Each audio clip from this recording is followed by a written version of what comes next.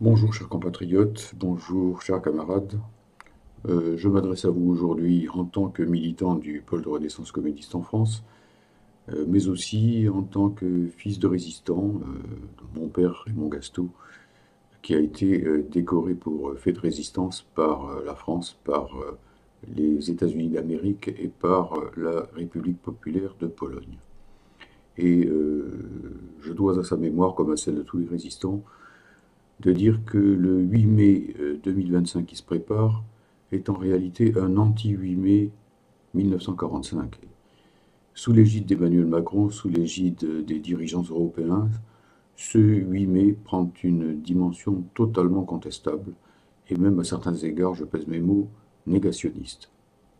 Je m'explique. Tout d'abord, il faut savoir que le 8 mai 1945 a d'abord signifié pour le peuple français et pour tous les peuples victimes du fascisme le rétablissement de l'indépendance nationale. Bien évidemment, c'était cela qui était l'enjeu principal à l'époque, et le PCF lui-même, le PCF clandestin, avait créé pendant la guerre avec beaucoup d'intelligence un front national pour l'indépendance et la liberté de la France.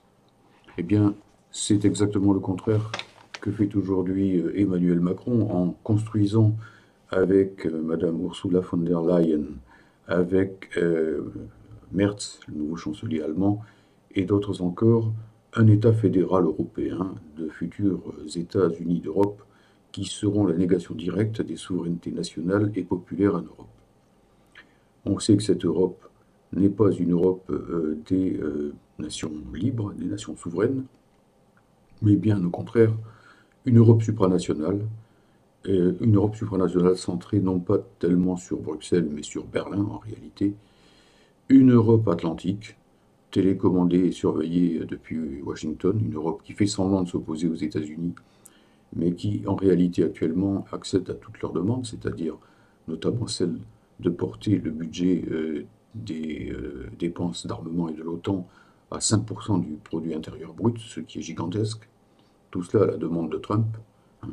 Et donc il ne s'agit pas d'une Europe des indépendances nationales, il s'agit tout au contraire d'une Europe de la destruction finale, non seulement des indépendances nationales, mais de l'existence nationale des pays européens et tout spécialement du nôtre.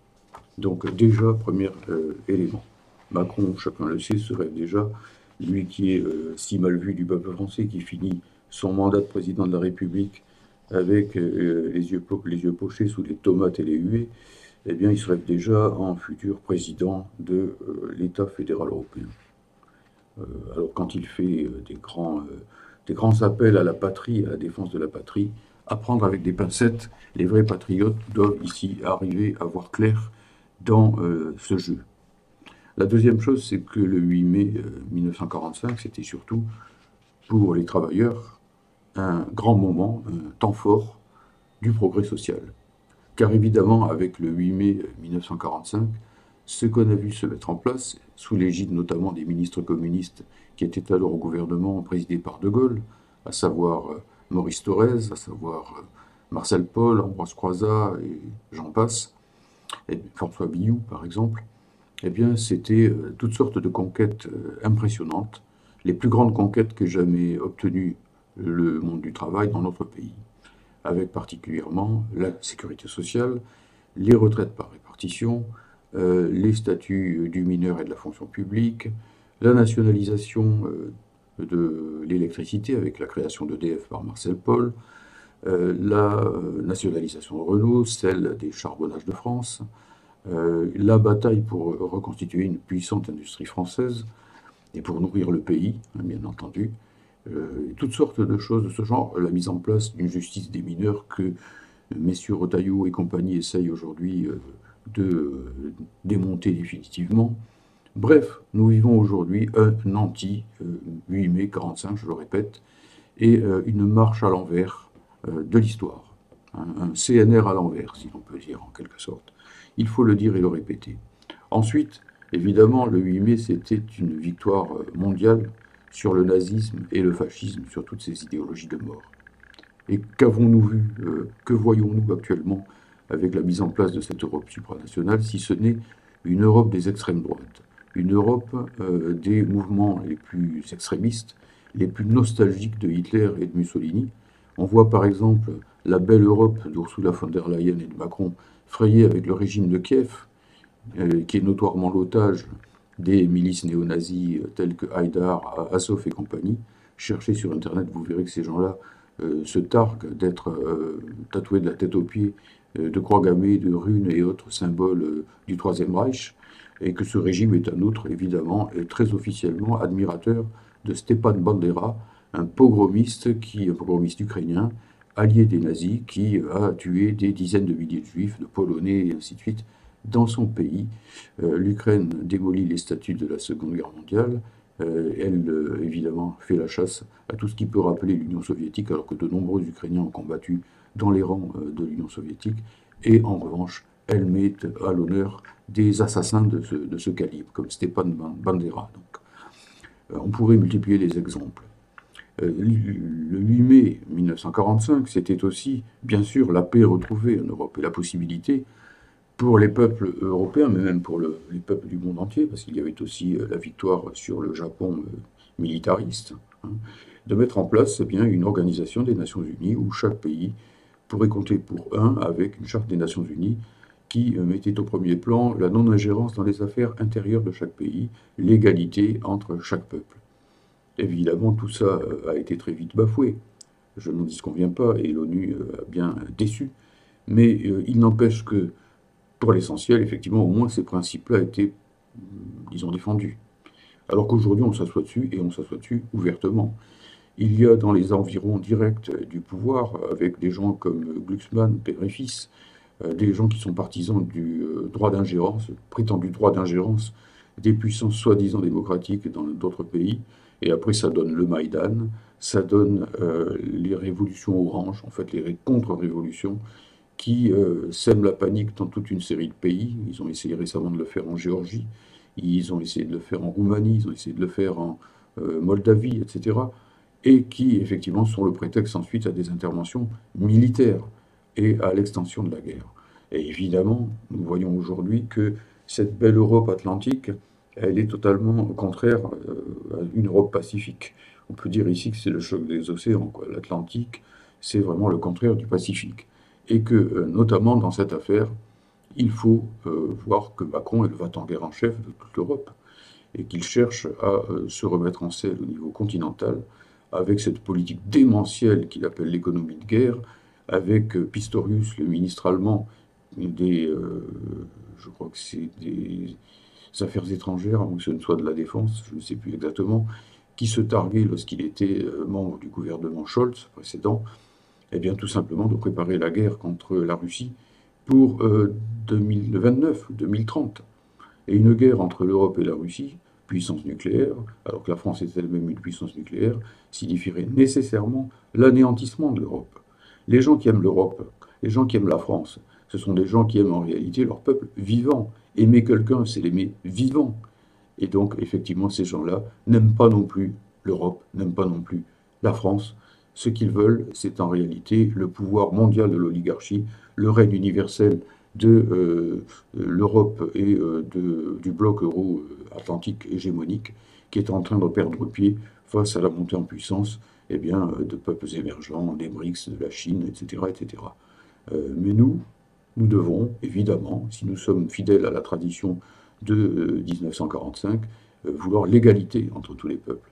C'est elle qui est le chemin vers la paix. Et inversement, c'est la défense de la paix qui permettra la lutte pour l'égalité entre les peuples et même plus globalement la lutte pour le socialisme.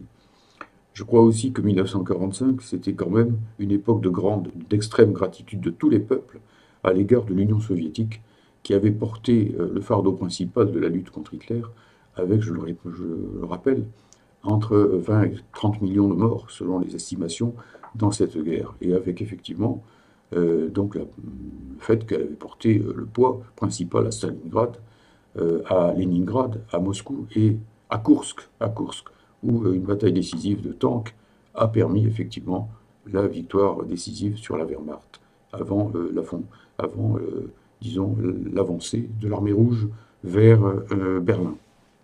Or, aujourd'hui, que voit-on? C'est strictement l'inverse. le 8 mai à Paris ou ailleurs, il y aura les ambassadeurs d'Allemagne. Et en revanche, euh, les Russes seront proscrits. C'est quand même le monde à l'envers. Si on ne voit pas là que c'est le monde à l'envers, il faut vraiment acheter de grosses lunettes, quoi. Nous sommes vraiment devant quelque chose d'extraordinaire quand on voit, donc, je le répète, que l'Allemagne, en plein réarmement, est en train de parler, tout simplement de préparer une guerre contre la Russie, et donc sur le champ ukrainien. Ça ne vous rappelle rien? Mais enfin, quand même, il faut se remuer là, ici, il faut se rendre compte de ce qui est en train de se passer. C'est une redite de ce qui s'est déjà passé. Évidemment, les habits sont différents. Évidemment, on va badigeonner, et le nazisme est tellement discrédité qu'on va badigeonner tout cela avec des oripeaux pseudo-démocratiques, mais qui peut être dupe, surtout quand on regarde maintenant aussi ce qui se passe au niveau, eh bien, évidemment, des libertés, puisque elles sont sans cesse rognées dans nos pays, et France en tête avec des gens comme Retailleau et toute autre sorte de personnes qui, à la remorque du Rassemblement national et d'autres groupements d'extrême droite, fondés, je vous le rappelle quand même pour le Front National, par des nostalgiques tout à fait avoués de Vichy, etc. Bon, tous ces gens qui sont en train de détruire les unes après les autres les libertés démocratiques, de les corseter au maximum, hein, et donc aussi de cultiver la xénophobie d'État, de cultiver une sorte de pression permanente contre tout ce qui, dans notre pays, semble ne pas être aligné sur la belle robe blanche de leurs rêves, hein.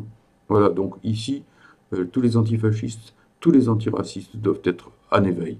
On va vous vendre de la mauvaise marchandise, de la contrefaçon.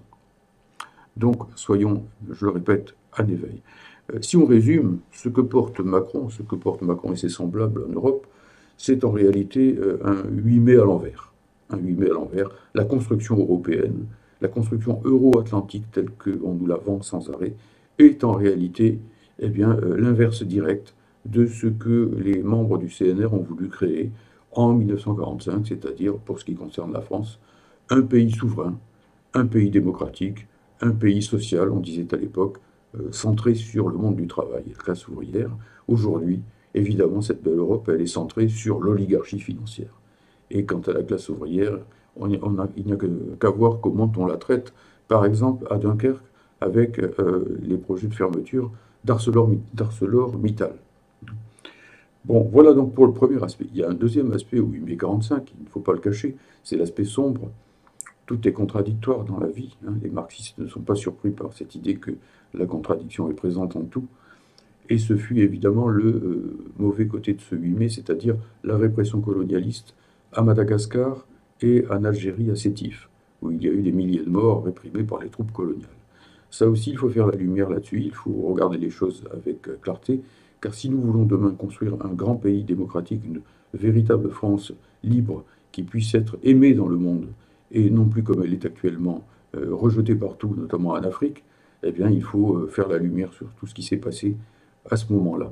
Et construire, non pas avec Macron et ses pareils, eh bien, une continuité permanente de la France-Afrique, qui nous fait détester partout, qui fait détester, y compris, et c'est bien triste, la langue française en Afrique, alors que l'Afrique est sans doute l'aile marchande de la francophonie en réalité, et mettre en place au contraire eh bien, un trait d'union France-africain égalitaire, fraternel, qui nous fasse aimer par les peuples d'Afrique et qui permette effectivement que nous marchions main dans la main en enterrant ce maudit passé colonial qui n'a fait au fond en réalité que nuire non seulement à ces peuples, mais à notre propre pays.